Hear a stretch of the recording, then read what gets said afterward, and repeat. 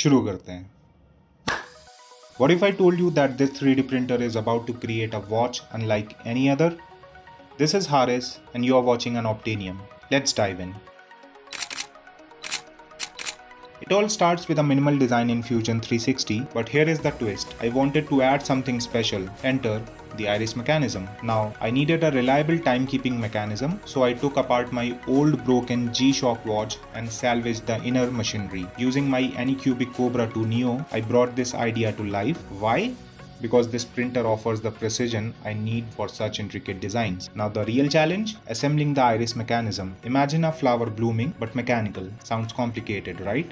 It is, and that's exactly why I love it. The final product? A watch that not only tells time but also blooms like a flower with a simple lever move. Minimal designs are great, but sometimes you need something that stands out. This watch is a conversation starter and a piece of wearable art. Curious for more?